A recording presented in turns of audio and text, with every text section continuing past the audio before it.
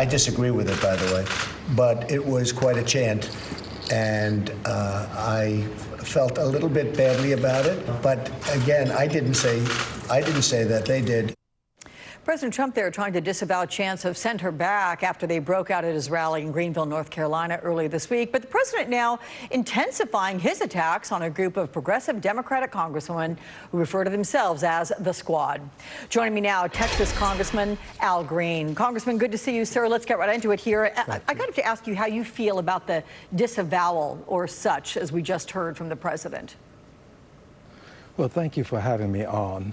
The president is an insidious prevaricator. This is nothing more than prevarication. This is an attempt to distract us and cause us to believe that it's not his desire to do what he has done, and that others may have taken up this chant, but it wasn't something that he would encourage them to do. After all, it was the president who brought this back to center stage. This is not something that has been heralded across the country until as of late when the president started it. What did you think when you first heard those chants? What went through your mind? It was what went through my heart. I know what send them back means. I've had it said to me. I've had people to chase me because they wanted me to go back. When I was a child, a gang of young Anglo men chased me. I've had a cross burned in my honor, I say, but it was a cross that was burned for me. I know what hate is all about, and this president is expressing the epitome of hate. What he's doing to this young member of Congress is an extreme insult. It is the height of indignity, and if we don't take affirmative action, we're only going to allow him to continue. If he believes he has no guardrails, he will do whatever he can to win. It's all about winning with him, and he doesn't mind using the most insane, inane ideology to accomplish it. So as the president on the one hand says he's disavowing or attempts to do so, let's take a listen to what he said yesterday about his supporters at that North Carolina rally. Here's that. Those people in North Carolina, that stadium was packed. It was a record crowd, and I could have filled it 10 times, as you know. Those are incredible people. Those are incredible patriots. So what do you say to that? I say this: the president uses our civility to impose extreme incivility. What we saw there was extreme incivility, and the president was the manager of it, if you will. He allowed it to manifest itself. We've seen several news stories where for seconds he stood and watched this incivility. And I'm being kind by saying incivility. There are many other ways to describe what happened. We are a people of values. The president is antithetical to liberty and justice for all. He's antithetical to our whole sense of all persons being created equal. This is not the way we would move forward in this century. My hope is that we will come to our senses. We have Mr. Mueller coming next week. I hope Mr. Mueller brings with him a backbone. Bring a spine, Mr. Mueller. Give us in Congress the courage to do what we must. Impeachment is the solution to an outlaw, lawless, reckless, ruthless president. We are in the House of Representatives. We have the power. We must have the will to impose that power and do what was done to Andrew Johnson, who was the bigot of his time. Impeach him, let the Senate do what they may, but we should do what we must.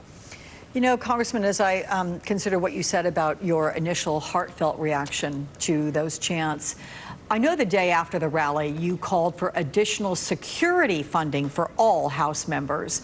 So what level of seriousness should Americans be taking over all this rhetoric?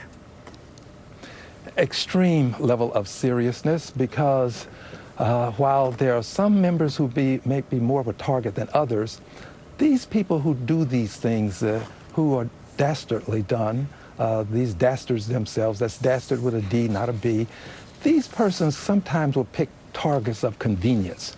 When Mr. Scalise was harmed, shot, he became a target of convenience for this person. We have to be sensitive to all of the members of Congress and all of the people that they engage with. In any given venue, that can be someone who may not be as mentally stable as we would like in society. And that person could do harm to some person in an effort to harm a congressperson. These are some very dangerous times for us, not just the members of Congress, but for the American people. And I want people to believe that we must make a sincere effort to stand our ground. Carlyle said, "No lie can live forever."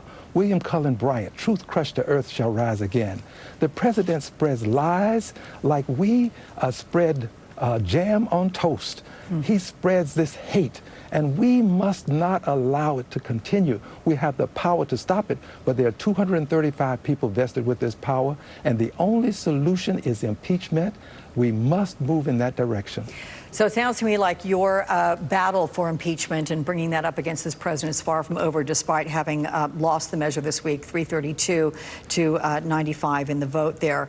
For those of your colleagues who voted to table your impeachment resolution, what do you think it'll take to bring them on board with it? Well, I believe that I have more work to do.